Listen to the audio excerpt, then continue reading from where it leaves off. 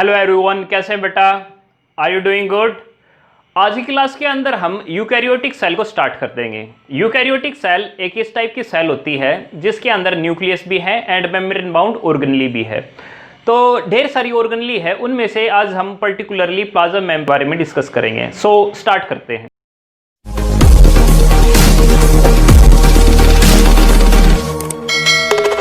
हमारी first organelle है plasma membrane. जैसे कि नाम से क्लियर है, प्लाज्मा और मेम्ब्रेन यानी कि एक सेमी लिक्विड सब्सटेंस है एंड उसको सराउंड करने वाली एक मेम्ब्रेन है जिसको हम कहने लग रहे हैं प्लाज्मा मेम्ब्रेन।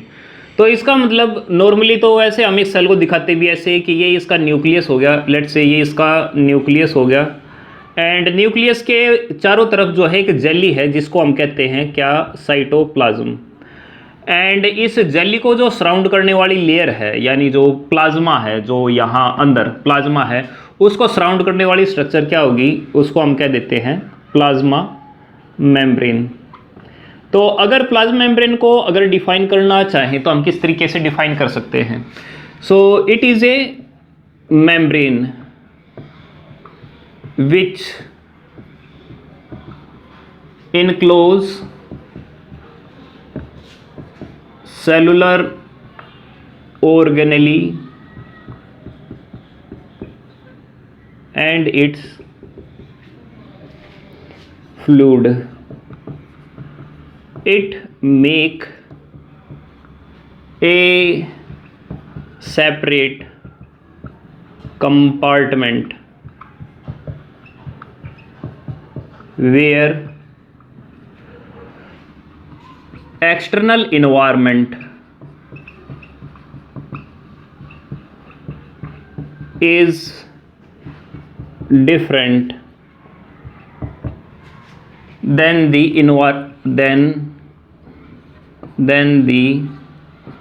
internal environment। तो एक जो सेल है उसके बाहर इन्वायरमेंट हो सकता है, जैसे वहाँ पर एक पर्टिकुलर पीएच हो सकती है, वहाँ पर जो है लिक्विड जो है वो ज़्यादा हो सकता है, सोल्यूट वहाँ पर ज़्यादा हो सकते हैं, तो कैसा भी हो सकता है। लेकिन चूंकि एक मेम्ब्रेन इसके चारों तरफ लगी हुई है तो उसकी वजह से क्या अंदर जाएगा, क्या बाहर रहेगा, उसके लिए ये एक सेपरेशन जो है वो कर देता है। यानी कि एक ऐसी लेयर है जो एक्सटर्नल और इंटरनल जो इन्वायरमेंट है उसको सेपरेट करने लग रही है, उसको हम क्या कह देते हैं, उसको हम प्लाज्मा मेम्ब्रेन जो है वो कह देते हैं। अब अगर प्लाज्मा मेम्ब्रेन की अगर बात करें तो वो जो प्लाज्मा मेम्ब्रेन है वो बनी किस चीज़ की है, तो इसके बारे में कुछ हम पॉइंट लिख सकते हैं। It is made up of phospholipids, proteins, glycoprotein and water. तो ये किस किस चीज़ से मिलकर बनी हुई है? फास्फोलिपिड से मिलकर बनी हुई है, फास्फोलिपिड से मिलकर बनी हुई है। इसके अंदर प्रोटीन ही पाए जाते हैं, इसके अंदर ग्लाइकोप्रोटीन ही पाए जाते हैं और वाटर की कंपोजिशन जो है इसके अंदर भी जो है पाई जाती है। तो अगर हम एक मेम्ब्रेन को अगर देखना चाहे तो वो मेम्ब्रेन हमें किस तरीके से दिखाई देगी? तो लेट्स से ये हमारी एक सेल है, मैं ये देखना चाहता हूँ कि ये प्लाज्मा मेम्ब्रेन कैसी है, तो मुझे ये कैसी दिखाई देगी? वेल, इस प्लाज्मा मेम्ब्रेन के अंदर फास्फोलिपिड जो है वो दिखाई देंगे। तो ये जो सर्कल एंड दो इसके साथ में जो स्टिक लगा रखी हैं ये क्या हैं? ये फास्फोलिपिड है। These are phospholipids, phospholipids.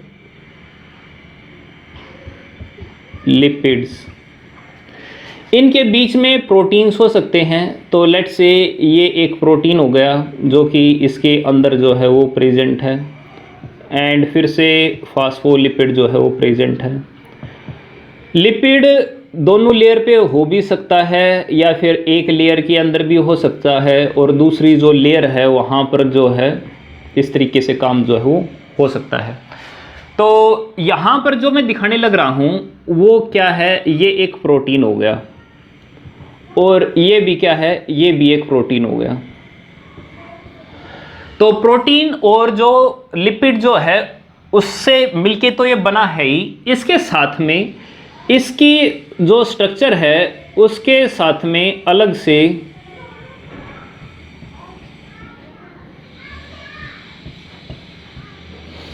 कुछ ग्लाइकोप्रोटीन जो है वो और पाए जाते हैं। तो लेट से यहाँ पर जो है अलग से ग्लाइकोप्रोटीन है, एंड वाटर जो है इनके बीच बीच में जो है वैसे जो है वो प्रेजेंट होता है। तो अगर मैं एक टिपिकल सेल मेम्ब्रेन की बात करता हूँ तो मुझे कुछ ऐसी स्ट्रक्चर जो है वो दिखाई देती है, जिसके अंदर क्या क्या प्रेजेंट है, फास्फोलिपिड प्रेजेंट है, प्रोटीन प्रेजेंट है, ग्लाइकोप्रोटीन प्रेजेंट है, एंड कुछ उसके अंदर वाटर जो है प्रेजेंट है। एक एक करके हम एक्सप्लेन करते हैं कि पहले तो आपको ये पता होना चाहिए कि जो कंपोजिशन है प्लाज्मा मेम्ब्रेन की वो हर सेल के अंदर एक जैसी नहीं होती। जैसे आरबीसी है, आरबीसी के अंदर प्रोटीन की कंपोजिशन ज़्यादा होती है और जो लिपिड है उसकी कंपोजिशन कम होती है। लेकिन अगर हम बात करें न्यूरॉन की, पर्टिकुलरली माइलिनेटेड जो न्यूरॉन होते हैं उनके अंदर लिपिड ज़्यादा होता है, लेकिन जो प्रोटीन है वो उनके अंदर कम होता है। तो इसी बेसिस के अंदर जो कंपोजिशन है वो वेरी कर सकती है। जैसे 20 to 70% जो है वो लिपिड हो सकता है, लेकिन 50 to 70% जो है वो प्रोटीन भी हो सकता है, डिपेंडिंग अपॉन कि किस सेल की बात होने लग रही है। लेकिन मेनली जो ग्लाइकोप्रोटीन है, कार्बोहाइड्रेट है, वो नॉर्मली जो है कम ही होते हैं, ठीक है, 1 से 5% तक होता है। वाटर की अमाउंट भी जो है वो कम पाई जाती है। ऐसी जो स्ट्रक्चर है उसका एक मॉडल दिया गया है, और वो मॉडल किसने दिया था? सिंगर एंड निकोलसन ने। तो वो हम एक बार देख लेते हैं। सिंगर एंड निकोलसन गेव, क्या दिया था भाई उन्होंने? Fluid mosaic model, fluid mosaic model to explain the structure of plasma membrane. According to their model, the plasma membrane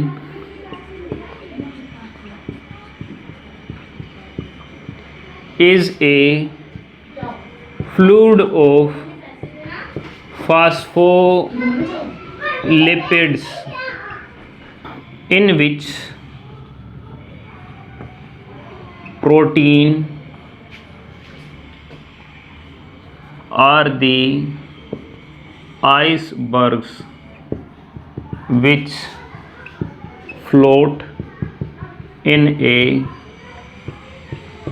particular pattern. तो अगर हम यहाँ पर देखें तो यहाँ पे अलग से देख सकते हैं कि जो ये फास्फोलिपिड है वो एक टाइप का एक फ्लूइड है जो सेल के अंदर कभी एक जगह नहीं रुकता। ये कंटिन्यूस जो है वो फ्लो होता रहता है, एक जगह से दूसरी जगह पर, दूसरी जगह से पहली वाली जगह पर, ये जो है कंटिन्यूसली फ्लो जो है करता रहता है। एंड जब ये फ्लो करता है तो उसके साथ में जो इसके प्रोटीन है या फिर ग्लाइकोप्रोटीन जो है वो भी इसके साथ जो है घूमते रहते हैं। एंड वो किस तरीके से घूमते हैं? एक आइसबर्ग की तरह।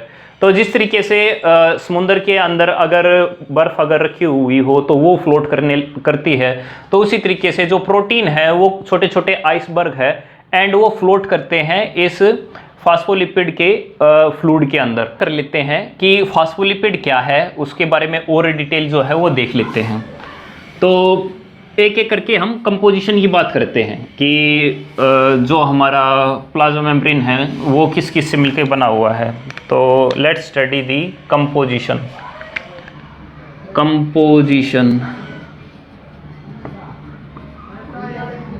Of plasma membrane. तो पहली कंपोजिशन के अंदर क्या आता है? फास्फोलिपिड्स। अब फास्फोलिपिड्स क्या होते हैं कि फास्फेट ग्रुप है और फास्फेट के साथ में जो लिपिड जो है वो प्रेजेंट है, तो ये है फास्फोलिपिड। तो इसके अंदर हम लिख सकते हैं it is an ester of phosphate with 2 fatty acids. Glycerol is used to join phosphate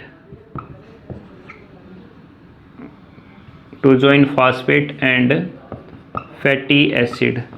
तो ये कुछ इस तरीके से है कि एक ग्लिसरॉल की बैकबोन होती है, उस ग्लिसरॉल की बैकबोन के साथ में 2 फैटी एसिड जो है वो जुड़े हुए हैं, 2 फैटी एसिड जो है वो जुड़े हुए हैं, एंड इसके साथ में एक फास्फेट जो है वो जुड़ा हुआ है। जो फास्फेट जुड़ा हुआ है वो तो यहाँ पर दिखता है एक सर्कल के द्वारा, तो ये जो सर्कल दिखाई देने लग रहा है ये पर्टिकुलरली किसका है, फास्फेट ग्रुप का है। एंड जो यहाँ पर 2 जो यहाँ पर ये स्टिक सी जो दिखाई देने लग रही है ये क्या है, ये फैटी एसिड की है। तो इस टाइप का एक डायग्राम जो है वो बनता है। तो इन दिस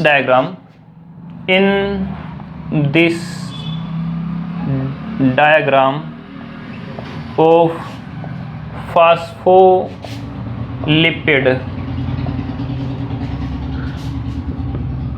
the circle जो कि फास्फेट का है is hydrophilic.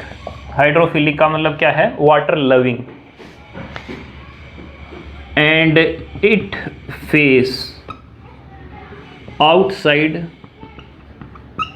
and cytoplasmic water, whereas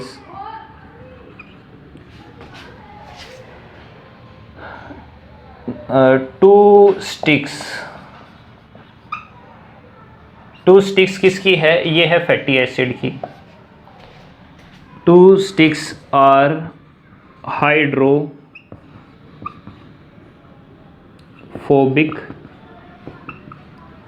in nature, which is in between the 2 layer of phospholipid। देखिए ये अंदर है साइटोप्लाज्म और इसके बाहर ये इसका एक्सटर्नल हो गया। जो फास्फोलिपिड की मेम्ब्रेन है वो कुछ इस तरीके से है।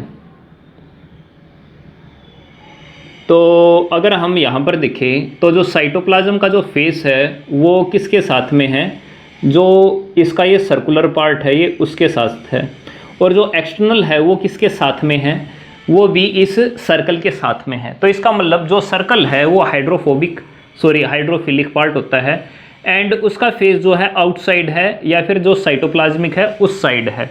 जबकि जो 2 स्टिक है, ये जो 2 स्टिक है जो कि किसकी है, फैटी एसिड की, वो हाइड्रोफोबिक नेचर की है, एंड वो इन बिटवीन दी 2 लेयर जो है पाई जाती है। ठीक है, आगे इसके बारे में और लिख सकते हैं हम कि दी 2 layers of phospholipid makes it more stable। ये जो है इसको और ज़्यादा स्टेबल जो है बना देती है। अगर एक लेयर होती तो वो इतना ज़्यादा स्टेबल जो है वो नहीं कर पाती। इसके अलावा इस फास्फोलिपिड के बारे में और क्या लिख सकते हैं, it is dynamic, self repaired and running fluid of cell. Due to this cell membrane can perform क्या क्या परफॉर्म कर सकती है, वेल जो सेल जो है वो परफॉर्म कर सकती है pinocytosis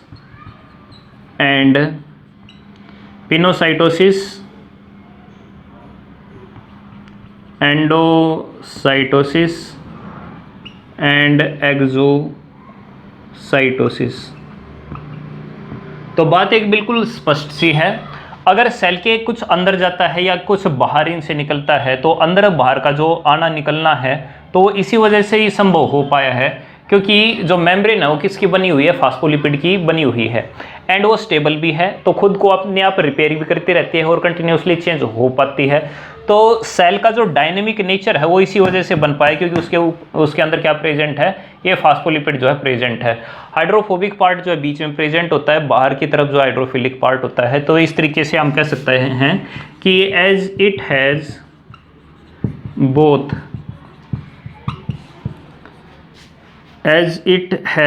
both hydrophilic and hydrophobic part, hence it is amphipathetic molecule। तो एम्फीपैथेटिक क्यों कहने लग रहे हैं, क्योंकि ये दोनों टाइप के नेचर जो है वो कैरी जो है वो किए हुए हैं। तो फास्फोलिपिड के बारे में अगर आप इतना लिख देते हो तो वो मोर देन जो है वो सफिशिएंट हो जाता है। अब दूसरा पार्ट देखते हैं। दूसरा पार्ट क्या है, दूसरा पार्ट प्रोटीन है, ठीक है। जो मेजर कंपोजिशन है वो फास्फोलिपिड की है, प्रोटीन की कंपोजिशन कम होती है, कोई सेल होती है उसके अंदर ही जो फास्फोलिपिड है वो ज़्यादा होता है। दूसरा इसके अंदर पार्ट है प्रोटीन। तो फास्फोलिपिड्स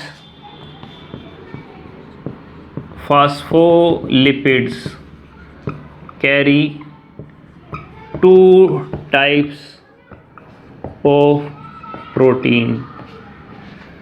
दो टाइप कौन कौन से हैं, एक तो है एक्सट्रिंसिक प्रोटीन। तो these protein are present on the one side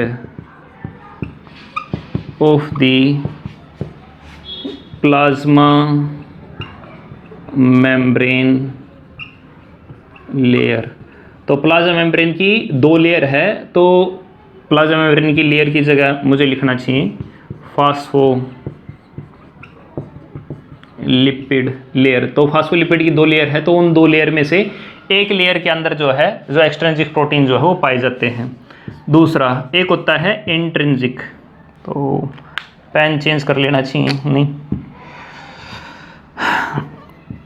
intrinsic protein.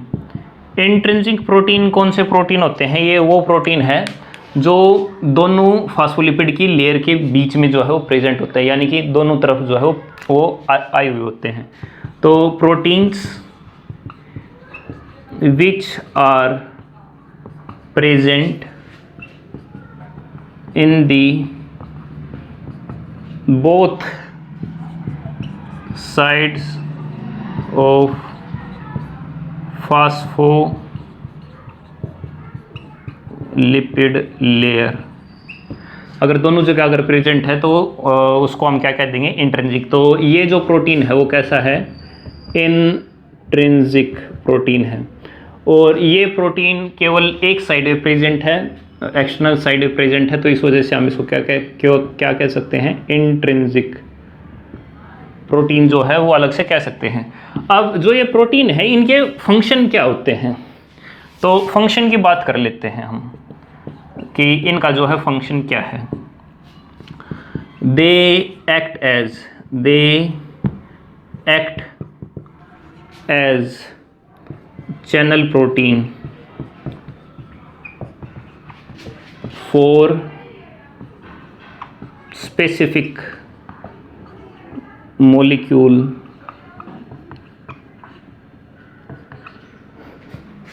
Like specific molecule जैसे कि वाटर, ठीक है। तो वाटर के लिए एक स्पेसिफिक प्रोटीन का चैनल होता है जिसको बोलते हैं हम एक्वापोरिन। तो एक्वापोरिन जो है उसके बीच में क्या होता है, एक अलग से अंदर जो है एक टनल सा बना होता है। कुछ भी अंदर से बाहर या बाहर से अंदर अगर जाना हो तो वो इस टनल के थ्रू जो है बाहर जो है वो अंदर बाहर जो है हो सकता है, क्योंकि उसकी जो शेप है वो कुछ ऐसी है कि केवल वाटर ही अंदर या बाहर हो सकता है। तो इस वजह से ये एक स्पेसिफिसिटी जो है वो ले आता है कि जो प्लाज्मा मेम्ब्रेन है उसके अंदर केवल ये जाए, और वो भी एक पर्टिकुलर ग्रेडियंट के हिसाब से ही जाए। So they act as a channel protein for specific molecule, जैसे कि वाटर के लिए हो सकता है, या फिर कोई दूसरे मॉलिक्यूल हो गए जैसे कि सोडियम पोटेशियम के लिए हो गए, सोडियम पोटेशियम पंप। तो सोडियम पोटेशियम पंप जो है केवल और केवल जो है केवल सोडियम को ही और पोटेशियम को ही अंदर बाहर जो होने देगा और किसी को अंदर नहीं होने देगा। इसी तरीके से और भी डिफरेंट टाइप के जो प्रोटीन जो है वो हो सकते हैं जो अपने अंदर से आयंस को जो है वो पास होने देते हैं। और अगर हम फंक्शन देखें तो they build a selectivity nature of plasma membrane. तो प्लाज्मा मेम्ब्रेन के क्या अंदर जाएगा क्या बाहर जाएगा ये किसके द्वारा डिटरमाइन कर देता है, ये इन्हीं प्रोटीन के द्वारा जो है डिटरमाइन होता है। तो जो प्लाज्मा मेम्ब्रेन है उसके अंदर कुछ भी अंदर नहीं जाएगा, कुछ जो भी जाएगा वो सिलेक्टिव नेचर की वजह से जाएगा। और जो सिलेक्टिव नेचर है वो किस वजह से आता है, बिकॉज इट कंटेन्स प्रोटीन, और प्रोटीन जो है वो स्पेसिफिक तरीके से जो है वो काम करते हैं। इसके अलावा भाई हम इसके बारे में लिख सकते हैं, some enzymes are associated with the some enzymes are associated with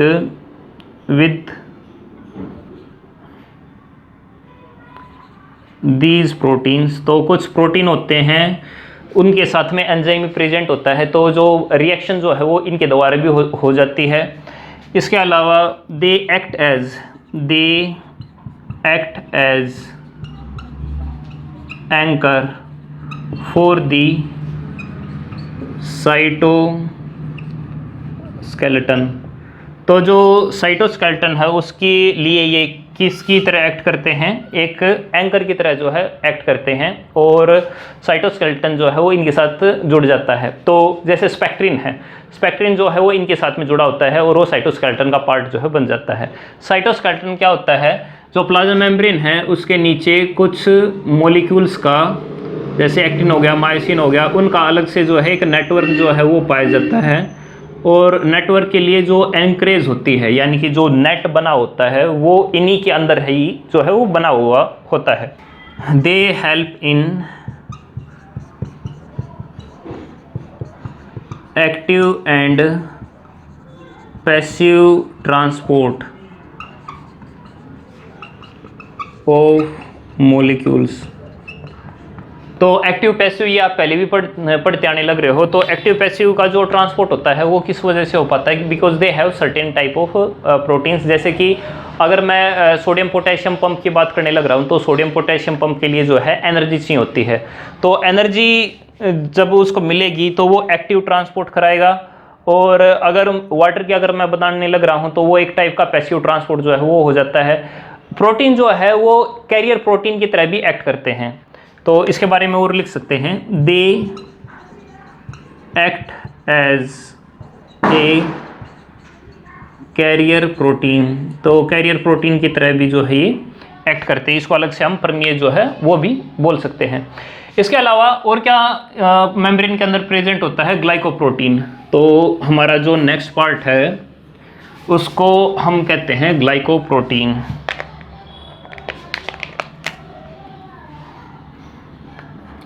third है glycoprotein.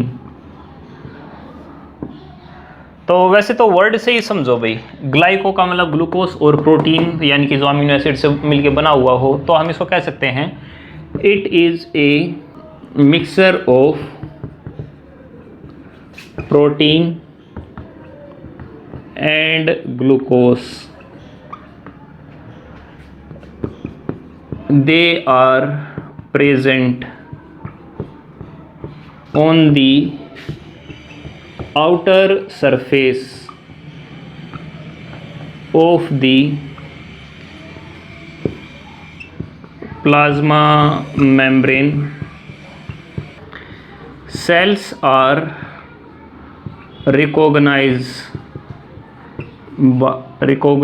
by this type of glycoprotein. तो सेल की रिकॉग्निशन के अंदर जो है ये हेल्प करते हैं। जो ब्लड ग्रुप के एंटीजन है, blood group antigen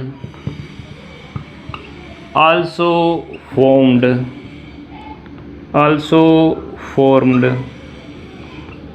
due to these glycoprotein. तो जो ये ग्लाइकोप्रोटीन होते हैं तो उन्हीं से ही कोई एंटीजन ए बनता है, कोई एंटीजन बी बनता है, और ए बी अगर प्रेजेंट होते हैं तो हम उसको कह देते हैं कि ए बी ब्लड ग्रुप जो है वो हो जाता है। तो इसका मतलब जो ब्लड ग्रुप की फॉर्मेशन है वो भी किस वजह से है, वो इन्हीं की वजह से ही है।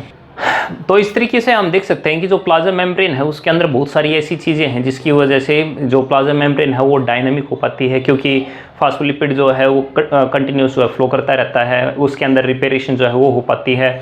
इसके अलावा उसके अंदर जो एक्सचेंज जो है वो एक्टिव और पैसिव जो है वो दोनों तरीके से हो सकता है। इसके अलावा बल्क के अंदर भी हो सकता है, जैसे कि पिनोसाइटोसिस है, एंडोसाइटोसिस है या फिर एक्सोसाइटोसिस है, वो भी उसके अंदर हो पाते हैं क्योंकि उसका नेचर जो है वो ऐसे बन पाते हैं। इसके अलावा कुछ एंटीजन एंटीबॉडी जो है वो भी उसके साथ में जुड़े होते हैं, एंडो डिफेंस की तरह काम करते हैं। सो अगर आपके कोई डाउट है तो उसको कमेंट करें, लाइक करें, सब्सक्राइब नहीं किया तो सब्सक्राइब करें, एंड थैंक्स फॉर वॉचिंग।